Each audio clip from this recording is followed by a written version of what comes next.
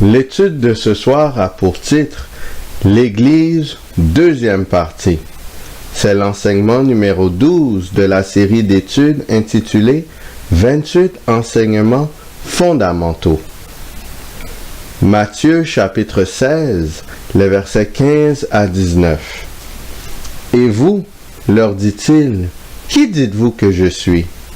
Simon-Pierre répondit, « Tu es le Christ, le Fils du Dieu vivant. » Jésus, reprenant la parole, lui dit, « Tu es heureux, Simon, fils de Jonas, car ce ne sont pas la chair et le sang qui t'ont révélé cela, mais c'est mon Père qui est dans les cieux.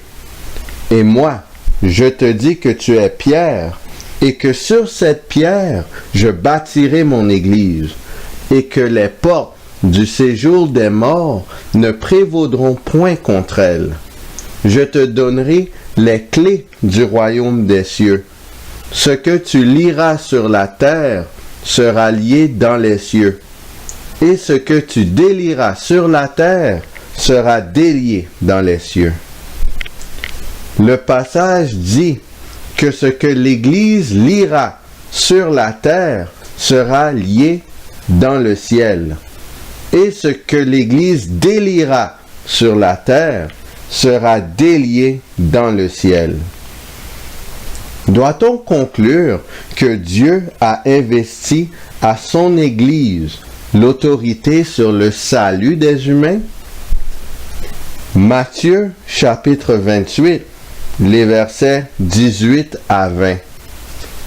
Jésus, s'étant approché, leur parla ainsi. « Tout pouvoir m'a été donné dans le ciel et sur la terre. Allez, faites de toutes les nations des disciples, les baptisant au nom du Père, du Fils et du Saint-Esprit, et enseignez-leur à observer tout ce que je vous ai prescrit.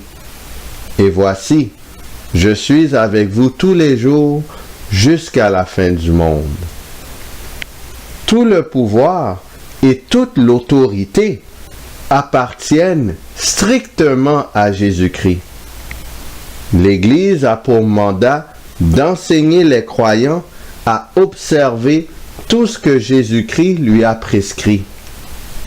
C'est donc l'enseignement de Christ qui lie ou délie les êtres humains. Le peuple de Dieu en lui-même ne possède donc aucune autorité sur la destinée éternelle des humains. L'Église doit donc agir uniquement selon les principes que Dieu lui a donnés, selon les règles définies par Christ. Comment l'Église doit-elle exercer cette autorité? Matthieu chapitre 18, les versets 14 à 18. De même, ce n'est pas la volonté de votre Père qui est dans les cieux qu'il se perde un seul de ses petits. Si ton frère a péché, va et reprends-le entre toi et lui seul. S'il t'écoute, tu as gagné ton frère. Mais s'il ne t'écoute pas, prends avec toi une ou deux personnes, afin que toute l'affaire se règle sur la déclaration de 2 ou de 3 témoins. S'ils refusent de les écouter, dis-le à l'Église. Et s'ils refusent aussi d'écouter l'Église, qu'il soit pour toi comme un païen et un publicain. Je vous le dis en vérité, tout ce que vous lirez sur la terre sera lié dans le ciel, et tout ce que vous délierez sur la terre sera délié dans le ciel. Dieu donne l'autorité à son Église de radier un croyant, donc de le lier sur la terre, uniquement quand la procédure citée dans Matthieu a été fidèlement suivie. C'est dans cette situation que ce qui est lié sur la terre est également lié dans le ciel. 1 Corinthiens chapitre 5, les versets 1 et 2. On entend dire généralement qu'il y a parmi vous de l'impudicité, et une impudicité telle qu'elle ne se rencontre pas même chez les païens.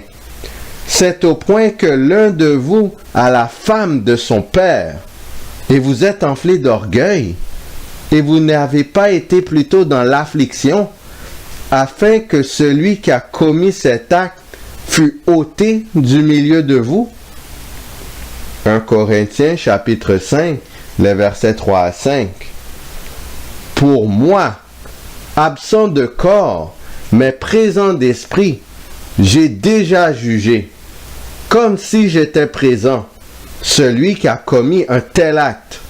Au nom du Seigneur Jésus, vous et mon esprit étant assemblés avec la puissance de notre Seigneur Jésus, qu'un tel homme soit livré à Satan pour la destruction de la chair, afin que l'esprit soit sauvé au jour du Seigneur Jésus.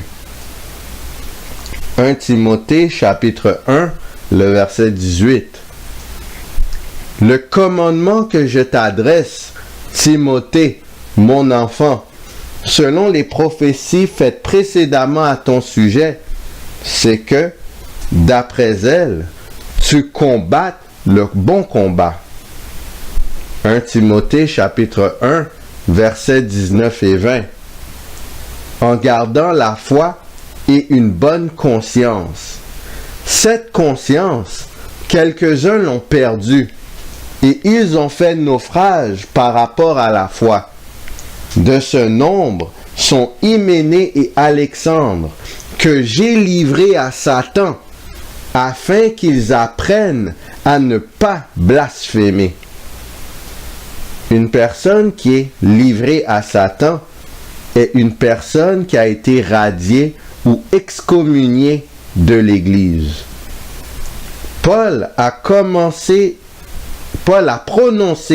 une sentence de radiation contre une personne qui commettait un péché public qui jetait du discrédit sur l'Église. Il a aussi radié des individus qui avaient abandonné la vraie foi et la sainte doctrine.